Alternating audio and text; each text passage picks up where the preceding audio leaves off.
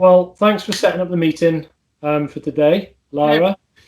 We're here with Laramoto. That's the name of her YouTube channel, and I believe it's the same for Instagram as well. Absolutely, almost. I didn't quite get Laramoto. I had to have Laramoto Rev because someone got there first. But yeah, Twitter and YouTube is all Laramoto. Okay, that's fine. We'll put those links up on the video as well, just because for subscribers. So a little introduction to the viewers on just how this meeting came about. It was based on a comment on my last video. My last video was all about how, well, it was asking the question really, are lightweight wheels really worth it? Me being an engineer and being into a little bit more of the geeky stuff, I suggested that the lightweight wheels were perhaps not really worth it, looking at the science and looking at some of the testing that's previously been done. However, according to the gyroscopic effect into corners and that sort of stuff, it turns out that actually the lightweight wheels really do help with that. Not so much perhaps on the acceleration, but more into the turns and stuff. Anyway, long story short, Lara, you commented on the video and said that yes, they do, because you've got them on your racing, what was it, GSXR? Almost. I think it probably is a GSXR variant, but it's a Suzuki SRAD, Suzuki SRAD 600. So yeah, it is a variant of, but yeah, so that's how the meeting came about. Now, first question, I haven't even asked you this yet. So how did you become involved with, not so much the racing, but have you always had a love for motorbikes, or was that something that just happened with the racing, or was it, you know, yeah, been interested in? It's a great question. Thank you for asking it. I have to go quite far back because I was thinking about this recently. Yeah. Have you ever fitted on my mountain bike back when I was like 14, 15, you know, hanging about? I fitted a little cardboard flapper on the rear. I don't know what it's called now, just so it hit the spokes, and so you got like single cylinder like putt putt noise. And I cut up my estate with that because I thought it was cool. And then my dad found a bike in a bin in a tip. It was a Yamaha Persola. It was beige, and a basket on the front and a box on the back. I got rid of the basket because obviously that's not cool. And then basically had an open face, like, you know, piss pot helmet thing, and and then rode that around the garden. Got my CBT, and this is in Jersey, and then just started riding, and that it just escalated really to getting on a 125, a DT 125 when I was 17. So that was your first bike? The Yamaha Persola was. Then it was Malibu Firefox, and then the DT 125. First one got impounded because of generally being quite illegal. Then I got a white one, and I blew that up. And then I moved to the UK, there's a whole world of stories. But I think the biggest thing I remember was when I did my full bike license. The instructor asked me, who taught you to ride like that? Because I was just hanging off a bit too much and enjoying myself, and I think there was probably an inkling that I would be all right at racing. Okay, awesome, brilliant. So from that then to the racing, when did you sort of become involved with the racing? So it was, I think, late 2014, early 2015 now. I'd passed my big bike test, and I'd bought a Honda CBR 600F from a place called Moby Dick Scooters in Derby. They're now Derby Kawasaki, but they've sold me this lovely yellow blue, really good looking Honda CBR 600F, and I took that to Mallory Park and went in the beginners group and started just really tentatively. I still had, like, they gave me a high vis vest because safety, and also I had my bike rack, my rack on the back, so I come with all my tools in a little blue waterproof bag. And then I started just tearing up Mallory. So I wasn't like breaking limits or anything. I started grinding away the spaces on my foot pegs, and that was like my first track day, and I couldn't wait to just hang it round Gerard's. I think it's Gerard's, a long right hander. It's amazing. And then that was Mallory, then Blyton Park, Bedford, Donington. I just started hitting track days up, And then I started. There was a mate that came with me, and we basically went, do you know what? Should we have a crack at racing? Bought a couple of Honda CB500s because really cheap to race. It's never cheap. Just saying. Yeah. So the CBR then that was a road bike, and you just wanted to track it. And yes, it wasn't a track bike. So I would basically ride to the track, thrash it, and then ride it home, including spilling it at the track. Actually, so I did it. Was a wet session around Cadwell, and I went straight on just before the bottom of the mountain. But it was fitted with crash bungs, and it was a low speed like grass slide. So rode there, did the racing, rode back, no vans, no nothing, just it was just we crash. Not even any backup buddies. Awesome. Excellent. Yeah. So then from there you invested in doing the race. Yeah, so ended up buying the Honda CB500s. Had a bit of interest from Viamoto Honda at the time, who were happy to help out with a little bit of livery. And then my mate got a van and ended up driving to Brands Hatch. And then I found myself on the start line about to pour into Paddock Hill Bend going, ah! So that was where it began. And how did you fare? So I was like, right, this is it. I can do it. You weren't last. I think I was like low, bottom third, but when you're literally on the start grid and all you've done is watch MotoGP or British Superbikes, and you just see these red lights, you're like, this is actually happening, and then you're screaming the proverbials off it. It's like it's holding the clutch in, and then obviously the lights go out, and they call it the sound of thunder with Thundersport, which is just the noise of the deep twins, basically. Yeah. Clutch has popped, you're screaming, and all your mates around you, and you're just hauling ass into the first corner. That's what they named the Aprilia Tuono after. Actually, Tuono apparently means thunder in Italian. So yeah, awesome, brilliant. So what you did yesterday. So are they female only events, or not? What is it? Is it mixed? So essentially, the best thing about motorsport is that gender inequality hasn't got in the way. It's basically it's your machine versus the track. There just happens to be other people in your way. Excellent. Which is one of the best things about the sport, really. And you could argue there's some advantages to being female. You're generally a bit lighter. Your centre of gravity is a bit lower, so it could be could be advantageous. We just need more girls to give it a go.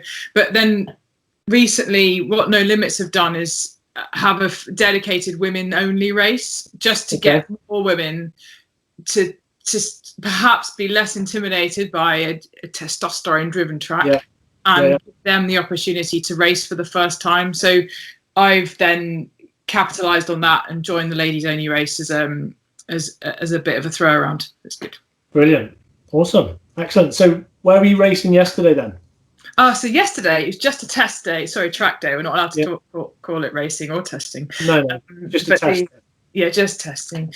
I was at Darley Moor, which is this it's a little old airfield track, I think a World War II airfield, and it's a triangle. In fact, as you might see here, these are all the tracks I've raced. That's Darley Moor up there. It's just, in fact, it looks like a Eurofighter in profile. But essentially it's a minute. Doing under a minute is good. I wasn't anywhere near that, but I was just shaking out the bikes basically. So we took them there because I'm preparing for the race coming up in September with No Limits, and that's where we went up. So it's good. And those are all the tracks that you've been involved in? So this is my lockdown project, and I've been lucky enough to drive or ride the track. So I've only driven the Nürburgring because I'm not completely mental. I've seen bikes do amazing stuff around there, but I genuinely think you're asking for trouble because it's just not set up to look after bikes in any way. And then everything else I've pretty much, ridden round, some more successfully than others. Awesome. Okay, so with regard to the bikes on the video, that I had the little look around that you sent. Thank you for those. That was really good. What are the differences between the two bikes? Gotcha. So they're both Suzuki SRAD 600. They're owned by a chap called John Skelton, who used to race them and won championships on them.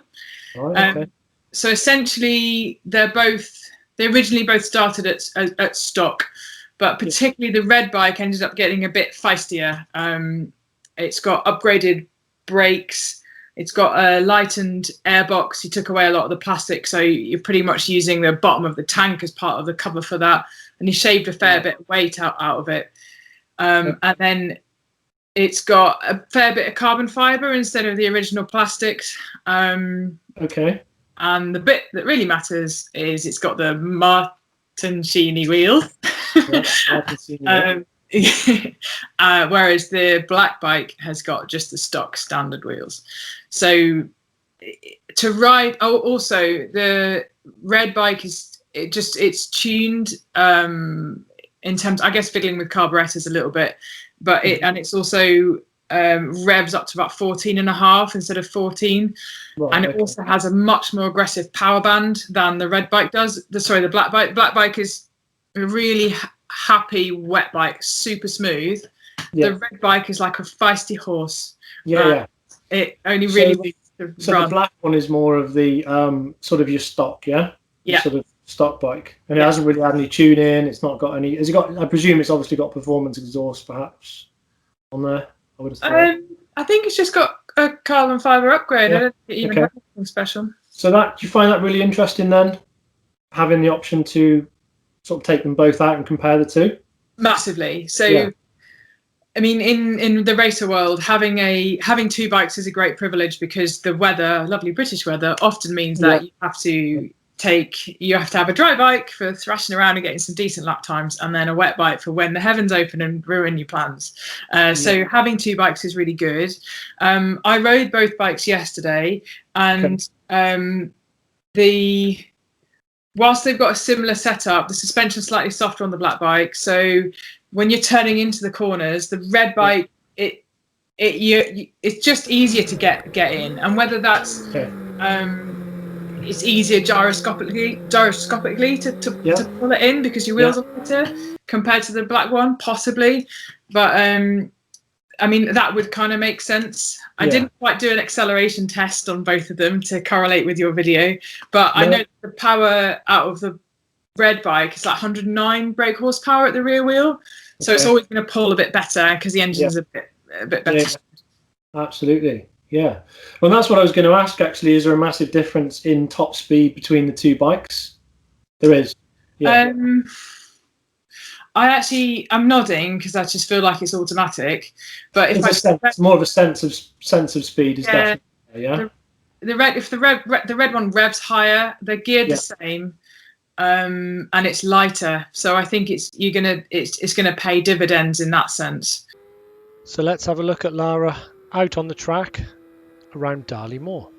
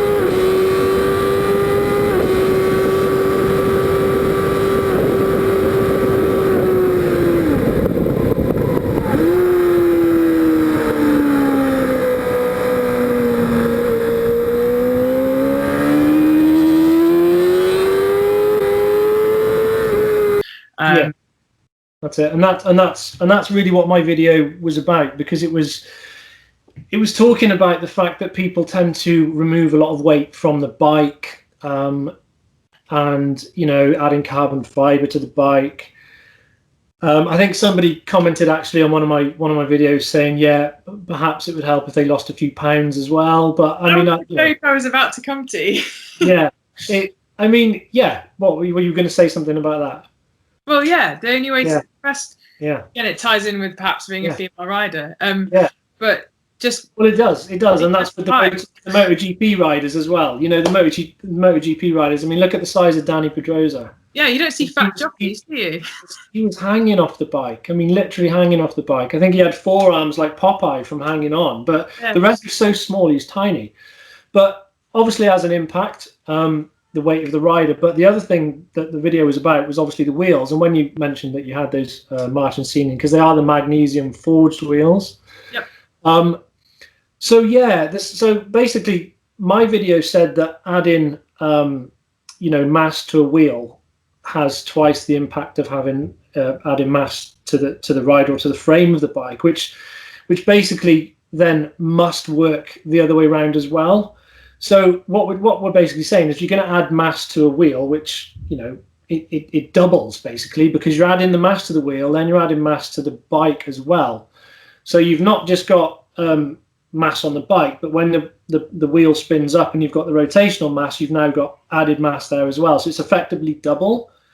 So the video is just really saying that you just need, if you really do want to lose unsprung weight, then it's got to be from tires and from wheels. Yep. And so somebody commented as well, and they did mention that actually on the straights they can't feel it as much because they only spend about 2% of their time per lap, 2% of the time per lap at full throttle. Mm-hmm. So you're not gaining a massive amount there, but you do as the laps obviously increment and add up. Yeah, and that is lap specific as well. Yeah, but what they did notice was, as you say, gyroscopically, and that's what I wanted to ask you. Do you feel a massive difference between the two bikes in terms of in and out of corners, in terms of the speed or how easy it is or the effort? Because obviously you've got to think about rider fatigue. If you're having to put a lot more effort into bringing a bike, putting a bike down and bringing it back up, you're going to tire quicker, and that's what they're saying, that actually does come into play more so than the top speed. You can gain more in the corners. Apparently, that's why I'm asking you the question, because I'm not a road racer, you are, or track racer, so hopefully you can answer that question for me. Yeah, I have to agree. So the red bike is infinitely easier to throw into the corner. It has slightly stiffer suspension because it's not a wet setup, but it's lighter, the wheels are lighter, and when I would tip it into like Paddock Hill Bend or work my way through park, it was just counter steer and go. Yeah. The black bike, albeit softer, it's just heavier, and I'm trying to change the direction of this wheel that is X grams heavier and force it to then turn in the direction that I'm going. So it's it was I wouldn't say infinitely easier, but it was definitely easier in terms of fatigue to get around the track quicker, and not quicker necessarily, but to throw it into corners. Yeah, and rider fatigue is obviously quite important when the laps start adding up. I mean, we only do 10 laps in a race. The MotoGP team do 40. I don't know. Yeah, I haven't checked, but that's a lot. Yeah, it's impressive. Really, really impressive. With how long they spend on track. So yeah, I'd want it as light as possible. But it then ties in with your final point: is it worth bothering on the road? Because that was the other purpose of the video. Yeah, because they're on my bike and I only ride it on the road. So to me, as I say, it's about as useful as a handbrake on a canoe. It's called bragging rights, but it's bragging rights, isn't it? Because obviously when only when I'm stopped having a coffee somewhere at a biker cafe and somebody, it is bragging rights. Can I tell you the only time where I've not wanted Martensini wheels, is when I decided to aggressively park the Ducati I was riding into a wall at Rockingham. And there was a bill to replace the wheels, and there was a bill to replace the Martensini wheels. And that's the only time I didn't want them on my bike. So what did the wheels? Yeah, they haven't got great strength. Well, I mean the forged wheel. I mean no, actually, that is the danger. I think they're better now because you can get cast wheels and you can get forged wheels, and obviously being forged, they're a lot stronger. But there's not massive potholes on the racetrack. There are potholes obviously on the road. And a lot of people did comment and say, yeah, but you know, when you come across a pothole, you've got to, you know, you're relying on that machining process of those wheels to hold up. Yep. So there is that as well. But bragging rights, they suit the bike and they look good. So I'm not, and they were on it when I bought it anyway. So that's fine. But no, it is good. I mean, I say the purpose of the video was just to find out what that that feeling was and whether the gyroscopic forces. I know we're talking technical, but we're not really, because as a rider, you understand what that means. And if a bike is easier for you to put into a corner, you get less tired. Then a result, that's a plus, isn't it? I just realised that my Ducati Supersport has Ciancini wheels. Oh, really? I've got bragging rights too. Oh, so that's the road bike? Yeah, bought it like that. So reduction in gyroscopic effect on the road as well. Absolutely. Not that you throw the bike into corners as harshly as you do on the racetrack at all. No, of course not. Never. No. Okay. All right. Well, look, thank you ever so much for the interview. It's been much appreciated. I just wanted to ask about that behind you. You've got all the pictures there of the bikes. Yeah. Tell us a little bit about that just before we. Yeah, sure.